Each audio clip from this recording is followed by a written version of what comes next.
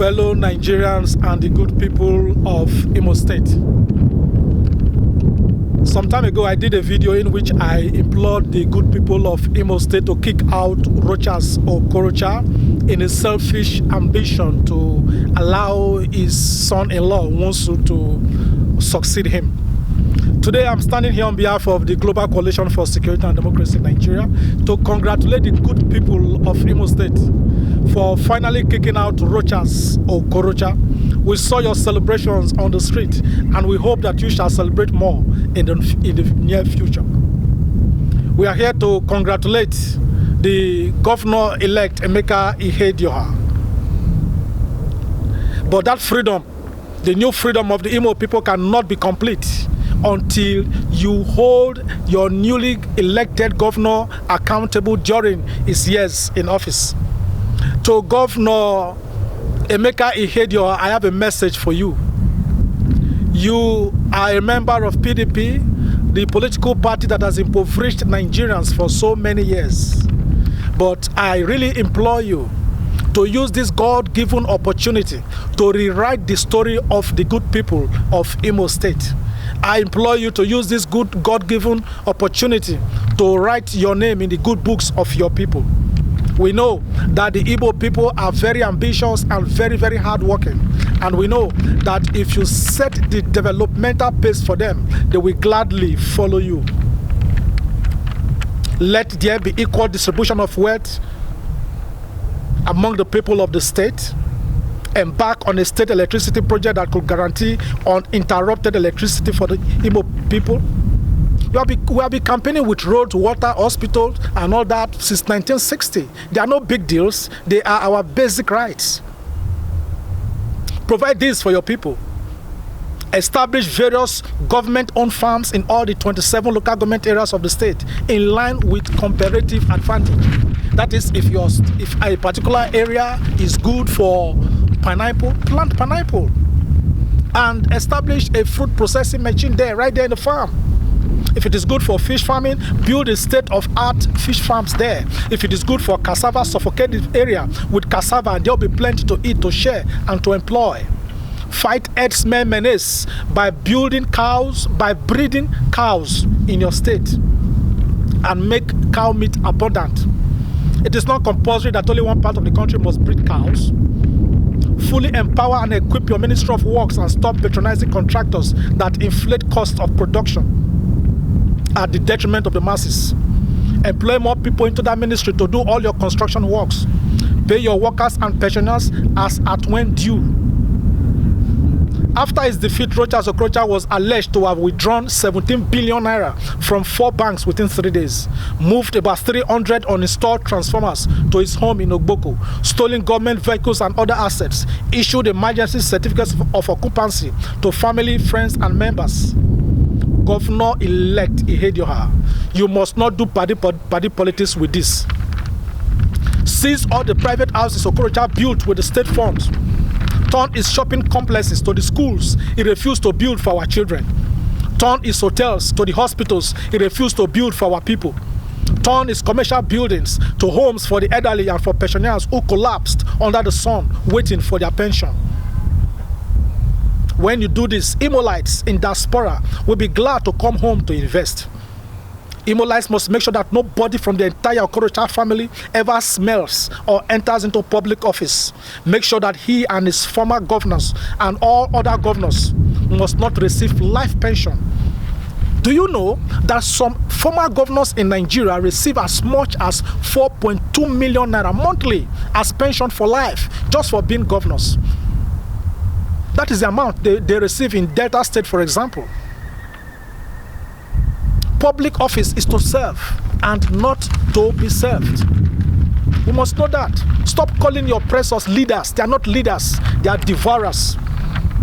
They receive monthly allocations, internally generated revenue, borrow, and they end up leaving everybody hungry and the state's indebted. As of 2018, the good people of Imo State are now indebted to the tune of 321 billion naira, courtesy Rocha's Okorocha. That amount might have increased before he left office. There is no big deal about sending Okorocha and his accomplices to jail. We must also address other states in Nigeria. When they become governors, they run the states like personal farms and estates. I also congratulate you for not electing Hope Uzodinma as your governor, who contested under the platform of APC. Hope Uzodinma received $12 million for the construction of the Calabar Canal, or for the dredging of the Calabar Canal. He took that money without doing that job. Do you know what benefit that might have accrued to the good people of Imo State if you had completed that project? That is why when we shout marginalization, we must know that it is all our leaders that have marginalized us, and they have marginalized not just the regions, they have marginalized all Nigerians. We have our governors, legislators, senators, local government chairmen. They do nothing. They marginalize the people. So when we talk about marginalization, we should not just be looking at the federal government. Hope Uzodinma, a governor, a senator that wanted to be governor in this state, you receive $12 million and you pocket it. Anyway, he still has a case to answer with EFCC. Every Nigerian has been marginalized. We kept quiet for too long. And that is why this problem persisted. The problem is we, the people, not just the thievery politicians. Nigerians will not break. Our politicians will break for Nigeria to move on. It is a pride to be a Nigerian, a country eminently blessed by Nigeria, by God, with 34 mineral resources spread across 430 geographical locations. A country that is supposed to be a developed country by now. We are too rich to be poor. The so-called leaders, they caused this nonsense. And that is why we do not have respect even as Nigerians living abroad. We cannot use hate to cure hate. Our strength lies in those things that divide us as a people. Our leaders, they know our strength, and that is why they invest in our strength by using talks and all that, so that we can be weakened as a people. So that we start to discriminate against ourselves by reason of tribe or religion or region. No. But I see a Nigeria not too far away, where we shall begin to stand up for each other, not against one another. Stop worshipping your oppressors, masquerading as honorables and excellencies. Any governor that cannot transform his state within 4 years is a joker. It's a joker. It means that he has no vision. It means that he has no plan to move his state forward. That is why many of them, they campaign without manifestos, because they feel that they are just reinvesting what they looted from the system. Now, after 8 years of nothing to show, what do? They always want their stooges to succeed them so that they could hide what they stole. As I'm speaking to you now, in my state, Delta State, where I come from, PDP has positioned the current Commissioner of Finance to be governor in 2023.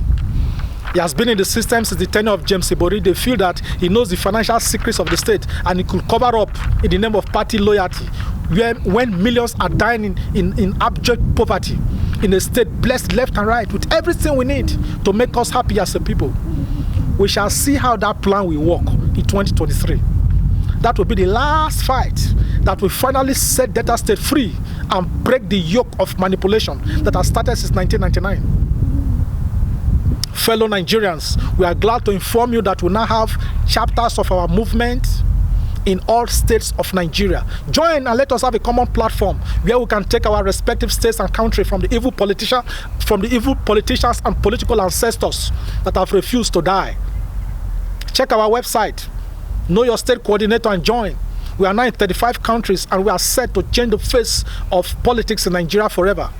Algerians are now speaking with one voice against their oppressors, and we are here glorifying the same PDP and APC that has made our country a mockery of the world. We must quit complaining on Facebook. Join our creative militancy under my political ideology, revolution without ammunition. As we build in each state, we could immediately call ourselves and take action whenever a politician is messing up. No longer shall they manipulate their primary elections and impose their candidates on us. No longer must a state governor employ state electoral commissioners with their servants as stooges, and they end up writing results, local government results, in their private homes and hotels, and they just impose leaders on us in the name of local government chairman. No! No! No! Freedom will not wait for us to be free. We must force freedom to fall. Our movement has declared Rochas Okorocha as persona non grata for kidnapping and forcing an electoral officer to write election results in his favor. Whenever we see him abroad, we shall embarrass him legally. Same thing with Buhari. We do not accept the sham presidential election of Muhammadu Buhari. That was the second coup against the armless people of Nigeria. You cannot pretend over the killing of 47 Nigerians by your security forces and right to power with the blood of Nigerians, and you want us to recognize you as the Grand Commander of the Federal Republic of Nigeria. No! Details later. We must all give our time and energy to this struggle. There is no going back. We already know that the Nigerian politician is our common enemy as long as they cage our commonwealth. In the words of Sun Tzu, the classical Chinese military thinker, if you know the enemy and know yourself, you need not fear the result of 1,000 battles. If you know yourself, but not the enemy, for every victory gained, you will also suffer a defeat. If you know neither the enemy nor yourself, you will succumb in every battle. Thank God we know our enemies. We must not be afraid to address the matter that concerns us as a people. We must be ready to set ourselves free. We cannot be afraid. We have not been given the spirit of fear, but of power and of love and of a sound mind. Thank you, and God bless the good people of Imo State. God bless the Federal Republic of Nigeria. Thank you.